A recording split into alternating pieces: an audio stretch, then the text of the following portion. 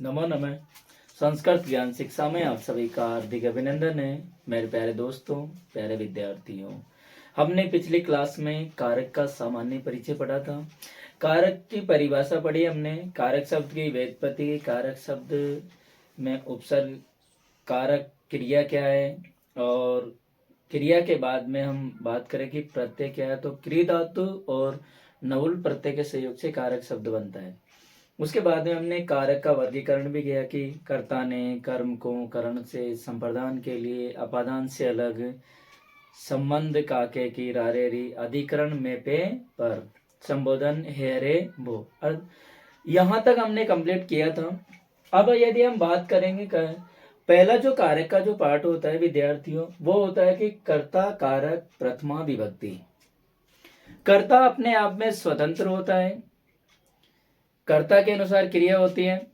यदि हम बात करें यानी किसी क्रिया को जो करने वाला होता है, किसी क्रिया को जो करने वाला होता है वो क्या होता है, कारक होता है, अर्थात उसे हम क्या कह देते हैं, कारक कहते हैं। जैसे मैं कहूं कि राम है पुस्तकम पढ़ती, यानी राम पुस्तक पढ़ता है। अब ये जो राम है विद्यार्थियों, ये राम करता है, पढ़ती ये क्रिया है,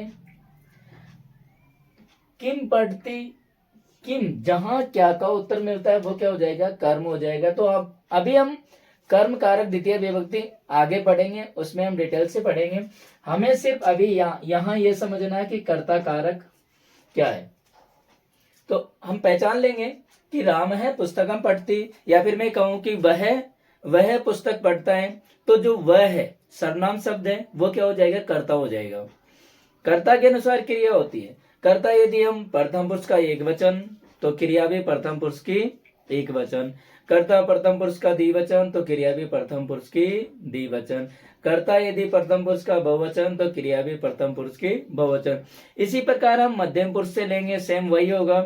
उत्तम पुरुष से लेंगे, वो भी सेम ही होगा। आगे हम बात करते हैं। एक मैंने आपको सूत्र बताया कि प्रातिपदिकार्थ लिंग परिमाण वचन मात्रे प्रथमा, यानी प्रातिपदिकार्थ अर्थ में और लिंग मात्र में, परिमाण मात्र में और वचन मात्र में प्रथमा विभक्ति होती है।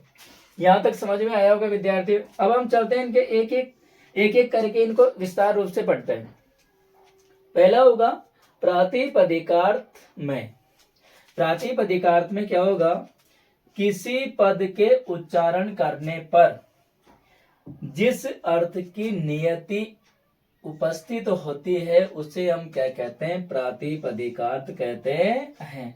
जैसे हम कह सकते हैं विद्यार्थियों कि कृष्ण है, हम यहाँ कह सकते हैं कि कृष्ण है श्री ज्ञानम। कृष्ण है पुल्लिंग शब्द है, श्री ही स्त्रीलिंग है और ज्ञानम नपुंसकलिंग है, प्रथमा विभक्ति है। अब हम बात करते हैं लिंग मात्र में। लिंग मात्र में किसी पद में लिंग बतलाने के लिए भी प्रथमा विभक्ति का प्रयोग किया जाता है। विद्यार्थियों ये सूत्र कहता है कि प्रातिपदिकार्थ लिंग परिमाण, यानी लिंग बतलाने के लिए, जैसे पुल्लिंग, स्त्रीलिंग और नपुंसकलिंग, इनको बतलाने के लिए भी हमें प्रथमा विभक्ति का प्रयोग किया जाता है। जैसे मैं कहूं तट है, तटी, तटम। तट है पुल्लिंग है, तटी स्त्रीलिंग है और तटम नपुंसकलिंग है। तट शब्द है, इसका अर्थ होता है किनारा। अब हम बात करते हैं थर्ड नंबर का होगा परिमाण मात्र में। परिमाण का अर्थ होता है नाप या वजन, नापना या तोलना। नाप या वजन का बोध कराने के लिए भी प्रथमा विभक्ति का प्रयोग किया जाता है। जैसे मैं कहूं विद्यार्थियों कि द्रोणोविरीहि। द्रोणोविरी का मतलब होता है कि एक बाल्टी भर चावल। जैसे मैं कहूं आडकम, यानी एक बाल्टी का 1/4 भाग। तो माप हो गया। पहले इस प्रकार का कोई माप से या वजन तोलने के लिए कोई ऐसा साधन नहीं था, तो एक बर्तन जो लिया जाता था उसके अनुसार ही उसको मापा जाता था। यदि कोई वस्तु का क्रय विक्रय किया जाता तो उसके अनुसार ही उसको करते थे। अब यदि हम बात करते हैं वचन मात्र में वचन मात्र में क्या होगा विद्यार्थियों कि एक वचन, द्विवचन और बहुवचन को बतलाने के लिए भी प्रथमा विभक्ति का प्रयोग किया जाता है। जैसे कर्ता एक वचन है, क्रिया एक वचन आ जाएगी, कर्ता द्विवचन आ जाएंगे। जैसे मैं कहूं सोहन विद्यालय जाता है, सोहन एक है तो क्रिया भी क्या हो जाएगी, एक वचन। जैसे मैं कहूं आदित्य है, सोहन है, आदित्य और सोहन है, विद्यालय गच्छते, तो आ गया गच्छते। जैसे गच्छति, गच्छते, गच्छन्ति, गच्छसि, गच्छते, गच्छत, गच्छामि, गच्छौ, गच्छम। तो हम कह सकते हैं कि एक वचन, द्विवचन और बहुवचन का ज्ञान कराने हेतु भी प्रथमा विभक्ति होती है, अर्थात एक है, दो, बहु। विद्यार्थियों हम बात करते हैं कि संस्कृत में वचन 3 होते हैं, एक वचन, द्विवचन और बहुवचन। लेकिन यदि हम हिंदी की भी बात करें तो हिंदी में वचन 2 ही होते हैं, एक वचन और बहुवचन, यानी द्विवचन नहीं होता है। संस्कृत में 3 होते हैं, एक वचन, द्विवचन और बहुवचन। तो हम यह बात कर रहे हैं कि एक वचन और द्विवचन और बहुवचन को बतलाने के लिए भी हमें प्रथमा विभक्ति का प्रयोग किया जाता है। जैसे एक है, दो, बहु है, एक है, एक, दो, दो, बहु है, यानी एक, दो से अधिक जितने भी हो वो बहुवचन में आएंगे सारे, है ना। इस तरीके से आपको, ये मैंने आपको बताया विद्यार्थियों, आपके समझ में आया होगा। अब इससे संबंधित आगे हम और भी पढ़ते हैं, इसको आप स्क्रीनशॉट ले सकते हैं, देख लीजिए। आपने विद्यार्थियों स्क्रीनशॉट ले लिया होगा। अब हम बात करते हैं कर्म कारक की बात करते हैं। कर्म कारक द्वितीय विभक्ति है।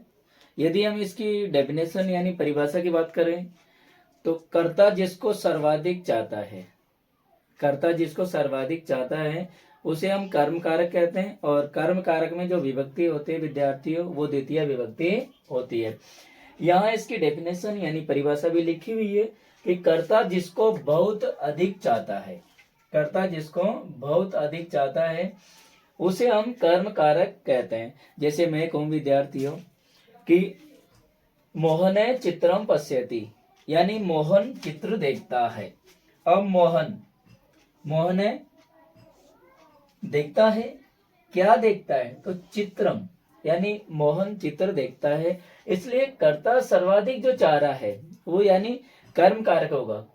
यदि हम बात करें इसकी विद्यार्थियों तो होगा अनुक्त इच्छितम कर्म में भी द्वितीय विभक्ति होती है। जैसे मैं बात करूं आपसे, स हरिम भजती, यानी वह हरि को भजता है, तो हरि को भजता है यानी हरि की भक्ति करता है, तो किसको भजता है, हरि को भजता है।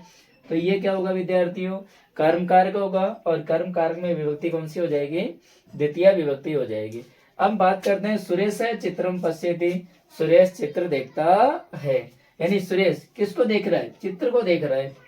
पाचक है तंडुलान पचती, पाचक है यानी रसोईया, पाचक का अर्थ होता है पकाने वाला, तो हम कहेंगे कि रसोईया तंडुलान पचती यानी चावलों को पकाता है। तो यहाँ जो तंडुलान लिखा हुआ है विद्यार्थियों, ये आपका कर्म कारक होगा। कर्म कारक विभक्ति कौन सी हो जाएगी, द्वितीय होगी। अब हम बात करते हैं विद्यार्थियों अनुक्त गौण कर्म में भी द्वितीय विभक्ति होती है। ये द्विकर्मक धातु है विद्यार्थियों, 16 धातुएं होती है, षोडश, दुह, याच, पच, दंड, रुद्र, प्रच, ची, ब्रू, सास, जी, मथ, मुस तथा ने, ह्री, क्रस और वह धातुओं के अप्रधान कारक में अर्थात गौण कर्म में द्वितीय विभक्ति होती है। जैसे से गाम पये दोगती, यानी वह गाय से दूध निकालता है, तो गाम क्या हो जाएगा, कर्म कारक होगा। से वृक्षम फलानी अपचिनोती, यानी वह वृक्ष से फल चुनता है, तो वृक्ष में द्वितीय हो जाएगी। से देवदत्तम शतम जयती, यानी वह देवदत्त से 100 रुपए जीतता है, तो देवदत्तम। से ग्रामम अजाम नयति, यानी वह गांव से बकरी को ले जाता है, तो अजाम में क्या हो जाएगी विद्यार्थियों, द्वितीय विभक्ति हो जाएगी यहाँ पर। अभितः परितः समया निक्षा, हा तथा प्रति के योग में भी द्वितीय होती है। विद्यार्थियों, एक सूत्र है अभितय प्रीतय समया निक्सा हा प्रति योगे अपि, यानी इन पदों को मान करके भी जहां जो विभक्ति होती है वो उपपद द्वितीय विभक्ति होती है। इसे हम कहते हैं कि उपपद कारक द्वितीय विभक्ति। जैसे ग्रामम अभितः नदी अस्ति, यानी गांव के दोनों ओर नदी है।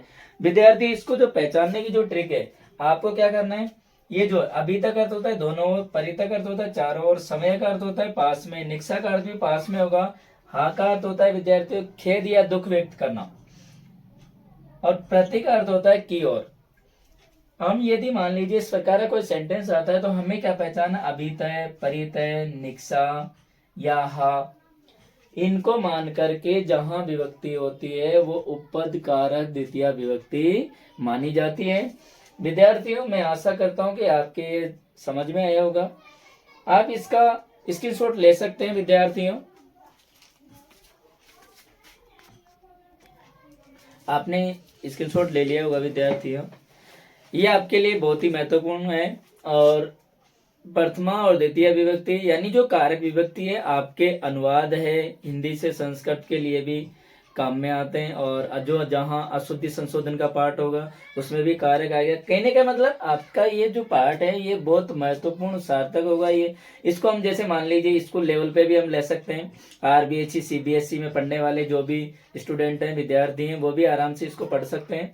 यदि हम बात करें जो टीचर की तैयारी कर रहे हैं, जो आगामी उसकी संस्कृत की प्रतियोगियों की सारी तैयारी करने वाले भी जो विद्यार्थी हैं वो भी इसको पढ़ सकते हैं। विशेष रूप से जो देखा जाए तो रीट पात्रता के लिए आपका बहुत महत्वपूर्ण कारगर सिद्ध होगा। तो विद्यार्थियों, इसको पढ़िए और अपने जो चाहने वाले हैं उनको भी आप भेजिए कि वो भी अवगत हो सके, जान सकें। क्योंकि हम यदि मान लीजिए एक दूसरे की सहायता करेंगे तो हमारी तो अपने आप ही होगी। कहने का मतलब विद्या एक ऐसा धन है, हम इसको जितना खर्च करेंगे जितना ही बढ़ेगा। मिलते हैं विद्यार्थियों अगली क्लास में, अगले वीडियो में। तब तक के लिए जयतु भारतम, जयतु संस्कृतम।